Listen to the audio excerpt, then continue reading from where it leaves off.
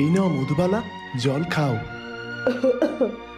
রাজকন্যা মধুবালা, তোমার শরীরটা তো ভীষণ খারাপ, দিনের পর দিন খারাপ হচ্ছে। এখন আমার একটা বৈদ্য কবিরাজ ডেকে নিয়ে আসা উচিত। হ্যাঁ কানাই, তুমি ঠিকই বলেছ। তুমি যাও, একজন বৈদ্য অথবা কবিরাজকে ডেকে আনো। আমি যে আর এই যন্ত্রণা সহ্য করতে পারছি না। কিভাবে পারবে? তুমি তো আমারই রক্ত। তোমার রক্ত?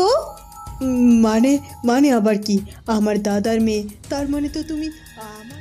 এরপর রাজকন্যার কথা মতো কানাই পেছনে ফিরে যেতে থাকে, আর তখনই আচমকা সিংহটি কানাইয়ের উপর হামলা করে। যেটা বলেছি একদম ঠিক বলেছি। আমি জানি রাজপুত্র, রাজকন্যা জেসমিনকে কড়াকড়িভাবে জবাব দেওয়াই উচিত, কিন্তু তবুও সে কথা শুনে এখন আমি কি করি বলুন তো মন্ত্রী মশাই? আমি যে আর কিছুই ভেবে পাচ্ছি না। মহারাজ, আপনি এতটা চিন্তিত হবেন না, কোনো না কোনো একটা ব্যবস্থা ঠিকই হবে। এখানকার কেউই তো আমাদের কাছ থেকে সুতো কিনতে চাইছে না, তাহলে আপনি কোন ব্যবস্থা ও ভরসার কথা বলছেন মন্ত্রী মশাই? রাজপুত্রের উপরে আপনি একটু ভরসা করতে পারেন, কিন্তু রাজা মশাই, রাজপুত্র তাঁতিদের দিয়ে সত্যি কাপড় বানাতে সক্ষম হয়েছে।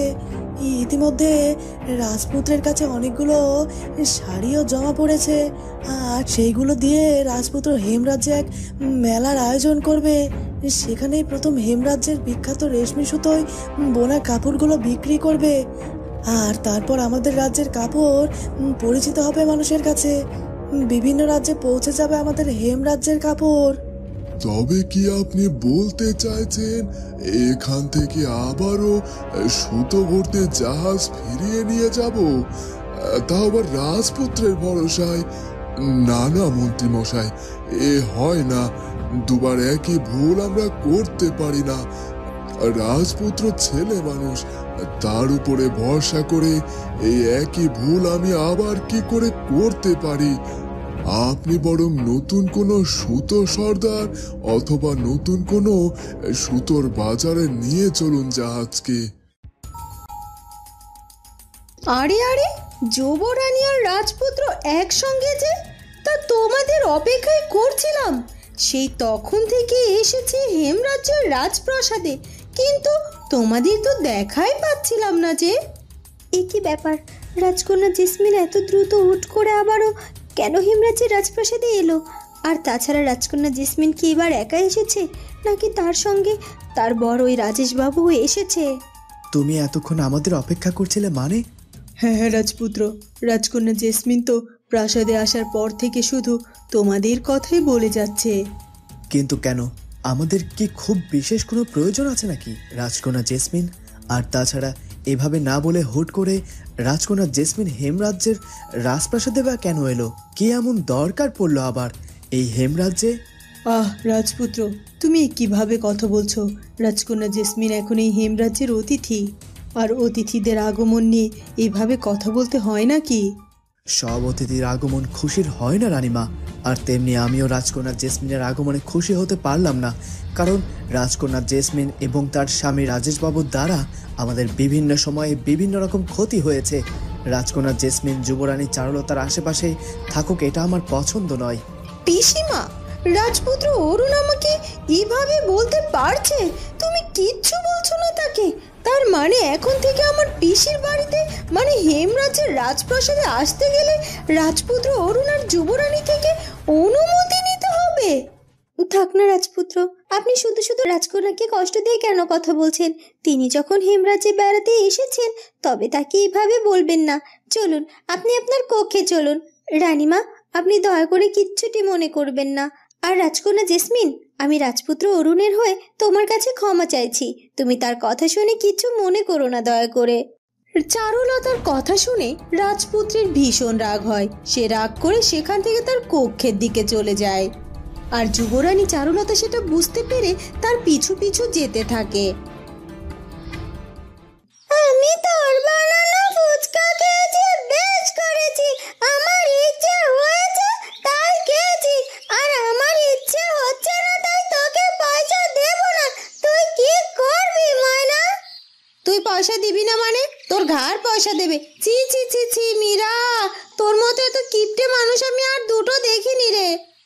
এই, তোকে মুখ সামনে কথা বলতে বলেছি না, তুই ফের আমাকে কিপটে আর খারাপ বলছিস।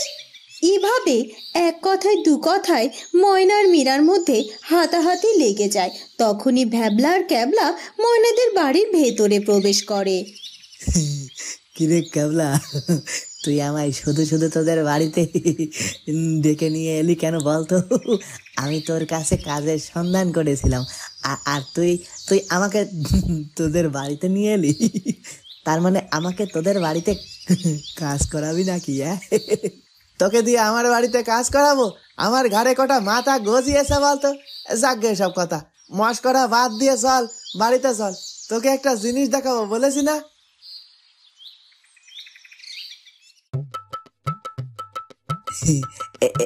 কি তুই আমাকে কি সব মারামারি দেখাতে নিয়ে এলি ক্যাবলা? এই তো দেখছি আমার বউ আর তোর বউ হাতাহাতি করছে রে। না না, আমি তো তোকে এসব দেখাতে নিয়ে আসিনি রে ক্যাবলা। কি দেখাতে নিয়ে এসেছি আর তুই কি দেখছিস? এইসব বাদ দিয়ে শিগগিরই ওদেরকে আগে ফেরাতে হবে, চল ওদেরকে আগে আটকাতে হবে, চল। জয়া, জয়া, কোথায় গেলে তুমি? আরে আরে কি হয়েছে? এই তো আমি এখানেই আছি, বলো বলো। বলছি মীরা কোথায়? মীরা তো একটু ময়নাদের বাড়িতে গেছে গো। কেন গো, ওকে এ সময় আবার তোমার কি দরকার বলো তো? সে কি, মেয়েটা আবার পাড়া বেড়াতে গেছে। এমনিতেই শ্বশুর বাড়ির ঝামেলা হওয়ার কারণে বাবার বাড়ি এসে বসে আছে। এখন পাড়া বেড়াতে গিয়ে সেসব কথা লোক জানাজানি হলে নিজেদের মান সম্মান থাকবে নাকি বলো তো? আমার কিন্তু এইসব একেবারেই পছন্দ নয় জয়া। আমি যাচ্ছি মীরাকে বাড়িতে ফিরিয়ে আনতে। এই কথা বলে চারুলতার বাবা বাড়ি থেকে বেরিয়ে যায়। বলছি রাজামশাই, বলছি আপনি আমার একটা ইচ্ছে পূরণ করবেন তো? হতে পারে এটাই আমার জীবনের শেষ ইচ্ছে। কি কথা বলছো তুমি রানী হেমলতা? তোমার শেষ ইচ্ছের কথা তুমি কেন বলতে যাবে? তুমি কি আমার থেকে কোথাও চলে যাচ্ছ নাকি? না না, তেমন কিছু না। আসলে আমি যে অন্তঃসত্ত্বা, খুব শীঘ্রই আমার বাচ্চার পৃথিবীর মুখ দেখার সময় হয়ে আসছে।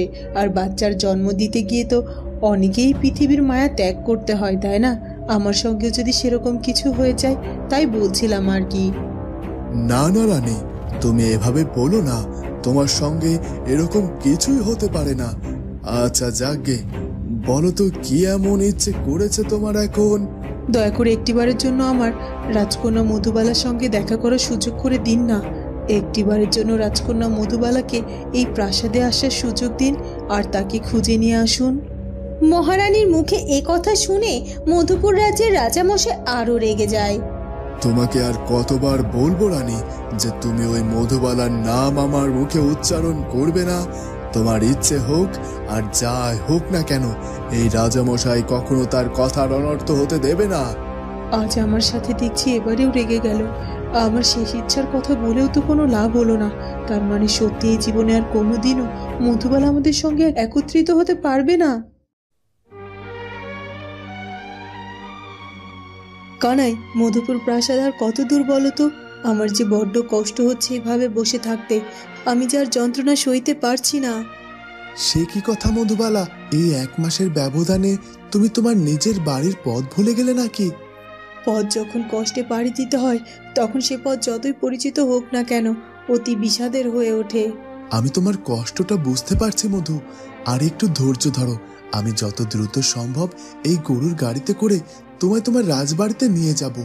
তবে রাজবাড়িতে যেতে যেতে হয়তো রাতের আধার নেমে আসবে। তোমার বেশি খারাপ লাগলে তুমি গাড়ির মধ্যে ঘুমিয়ে পড়ো মধু। আর এই গরুর গাড়ি তোমায় বহন করে তোমার রাজবাড়িতে তোমার দাদা বৌদির কাছে পৌঁছে দেবে।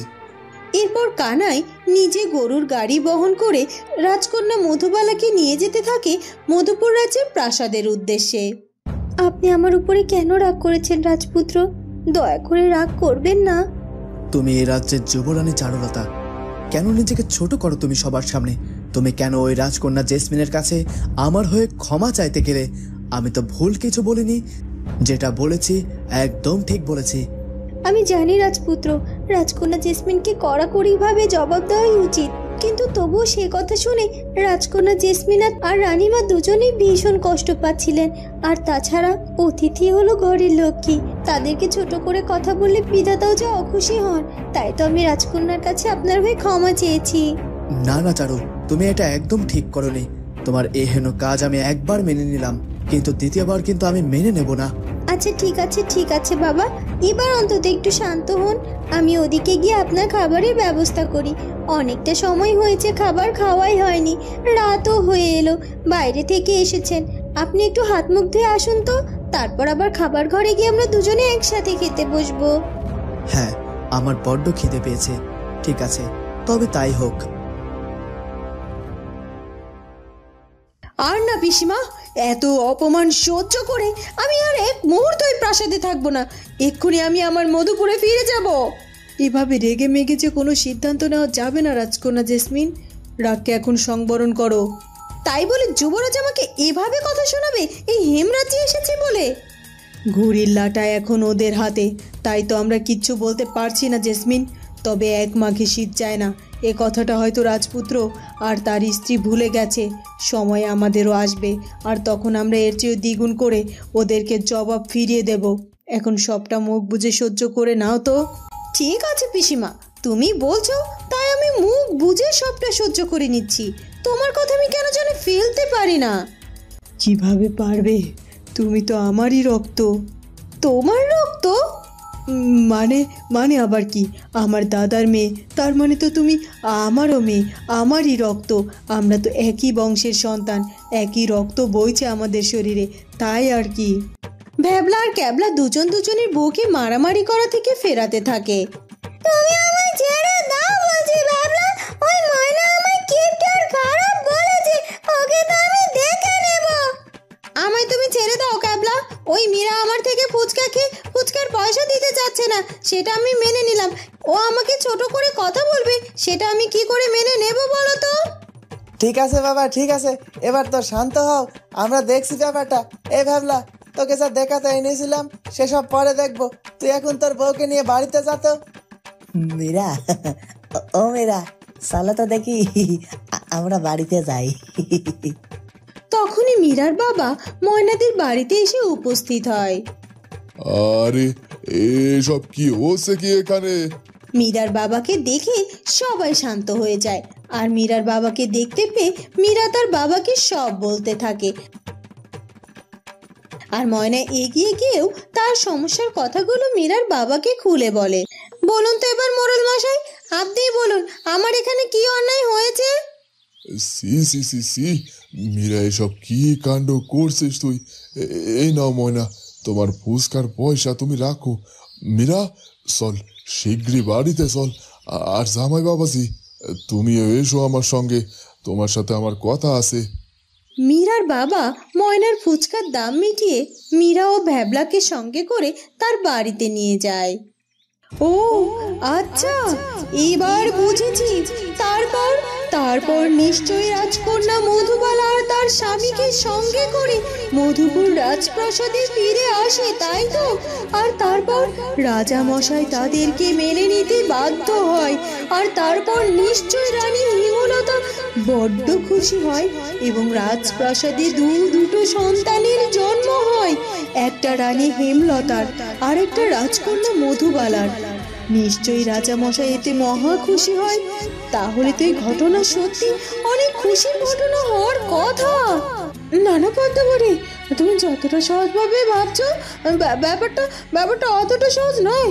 রাজকন্যা আর রানী মধুবালা দুজনে ছিল অন্তঃসত্ত্বা, কিন্তু তাদের সন্তান জন্ম দেওয়ার গল্পটা এত সহজ ছিল না। কেন লতা, কি হয়েছিল তাদের সন্তান জন্ম দেওয়া নিয়ে?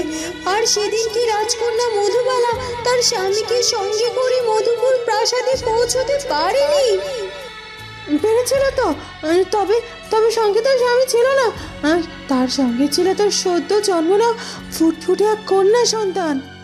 আমি তোমার কথা তো কিছুই বুঝতে পারছি না। তুমি আমায় প্রথম থেকে খুলে বলো তো, কি হয়েছিল সেদিন? রাজকন্যা মধুবালা তার স্বামীর সঙ্গে রাতের আধারে জঙ্গলের পথ দিয়ে গরুর গাড়িতে করে আসছিল মধুপুর রাজ্যের রাজপ্রাসাদের উদ্দেশ্যে। হঠাৎ করে গরুর গাড়িতে থাকা অবস্থায় রাজকন্যা মধুবালার প্রসব বেদনা শুরু হয়। কানাই, আমি যে আর সহ্য করতে পারছি না, আমার যে বড্ড যন্ত্রণা করছে। এখনই আমার সন্তান এই পৃথিবীতে আসতে যাচ্ছে। তুমি কিছু একটা করো কানাই, কিছু একটা করো। জঙ্গলে আমি কোনো বৌদ্ধ কবিরাজ অথবা দাইমা কোথায় পাবো? আমি এখন কি করি বলো তো? দাঁড়াও রাজকন্যা, তুমি একটু সবুর করো, আমি দেখছি আশেপাশে কোথাও গিয়ে জলের খোঁজ পাই কিনা। তোমায় একটু জল খাওয়াতে হবে, তাহলে হয়তো তোমার অস্থিরতা একটু কমবে। না কানাই, তুমি আমায় রেখে দূরে কোথাও যেও না। তুমি গরুর গাড়ির মধ্যেই বসো, আমি এক্ষুনি চলে আসবো। এ কথা বলে কানাই সামনের দিকে পা বাড়ায়। তখনই হিংস্র গর্জন করে এক বিরাট সিংহ কানাইয়ের সামনে এসে দাঁড়ায়। সে দৃশ্য দেখেই কানাই এবং মধুবালা দুজনেই বড্ড ভয় পেয়ে যায়। এ মা, এ কি? এই সিংহ আমাদের সামনে এলো। আমরা এখানে দাঁড়িয়েছি বলে এই সিংহটা এখানে এসেছে। গরুর গাড়িটা নিয়ে জঙ্গলের বাইরে চলে গেলেই ভালো হতো। রাজকন্যার প্রসব বেদনা এখনই উঠে পড়বে, সেটা তো আমাদের কারোরই জানা ছিল না। এখন কি হবে? এই সিংহর হাত থেকে কি আমরা দুজনের রক্ষা পাবো? হে বিধাতা, এ কি বিপদের সামনে তুমি আমাদেরকে দাঁড় করালে। এখন কি হবে? ওই সিংহ আমাদের উপর কোনো আক্রমণ করবে না তো?